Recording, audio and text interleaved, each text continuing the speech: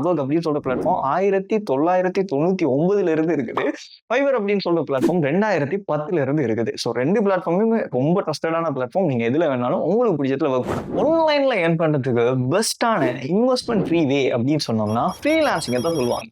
ஐயோ ஃப்ரீலான்சிங்கா எத்தனை பேர் ஒர்க் பண்றாங்க, ஜொப்பே கிடைக்குது இல்ல, கிளைண்ட்ஸே இல்ல அப்படின்னு சொல்லி நீங்க திங்க் பண்ணலாம்.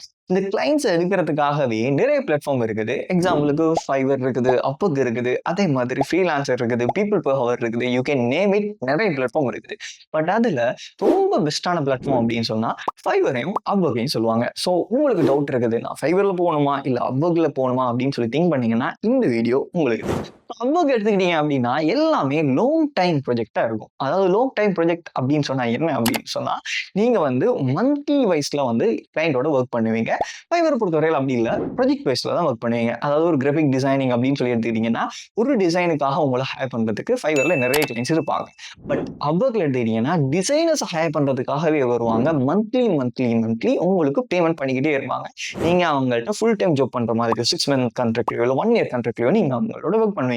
ரொம்ப பியூட்டிஃபுல்லான விஷயம் என்ன அப்படின்னா ரெண்டுமே ரொம்ப நல்ல பிளாட்ஃபார்ம். பட் யூனிக் வேஸ்ல வந்து உங்களுக்கு எது தேவையோ அதுல நீங்க ஜாயின் ஆகி கொள்ளலாம். ஸோ நான் பார்த்ததுல ரொம்ப நிறைய பேர் Fiverr-லயும் ப்ரொஃபைல் வச்சிருக்காங்க, Upwork-லயும் ப்ரொஃபைல் வச்சிருக்காங்க. ஏன்னா எந்த இடத்துல இன்கம் வந்தாலும் யாருமே வேணான்னு சொல்ல போறது கிடையாது. ஸோ இதுல ரொம்ப பியூட்டிஃபுல்லான இன்னொரு விஷயம் என்னன்னா Fiverr-ல வந்து இன்வெஸ்ட்மெண்ட் அப்படின்னு சொல்ற கதையே கிடையாது. ஆனா நீங்க ஏர்ன் பண்ற ஒவ்வொரு ப்ராஜெக்ட்ல இருந்தும் கமிஷன்ஸ் வந்து 20% எடுப்பாங்க. பட் Upwork-ல இது பாத்தீங்க அப்படின்னா கமிஷன்ஸ் வந்து ரொம்ப கம்மியா இருக்கும் Fiverr கம்பேர் பண்ணும்போது.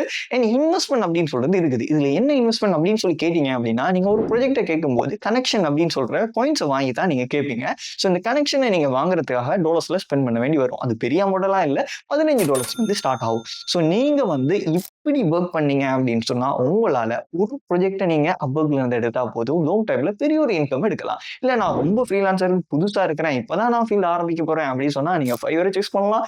இல்ல நான் ஏற்கனவே Fiverr-ல இருக்கிறேன், இல்ல எனக்கு ஃப்ரீலான்சிங் பத்தி தெரியும், எனக்கு லாங் டைம்ல நான் ஏர்ன் பண்றதுக்கு ரெடியா இருக்கிறேன் அப்படின்னு நினைச்சீங்கன்னா நீங்க Upwork சூஸ் பண்ணலாம். ஏன்னா Upwork அப்படின்னு சொல்ற பிளாட்ஃபார்ம் 1999 இருந்து இருக்குது. Fiverr அப்படின்னு சொல்ற பிளாட்ஃபார்ம் 2010 இருந்து இருக்குது. ஸோ 2 பிளாட்ஃபார்முமே ரொம்ப ட்ரஸ்டடான பிளாட்ஃபார்ம். நீங்க எதுல வேணாலும் உங்களுக்கு பிடிச்சதுல ஒர்க் பண்ணலாம்.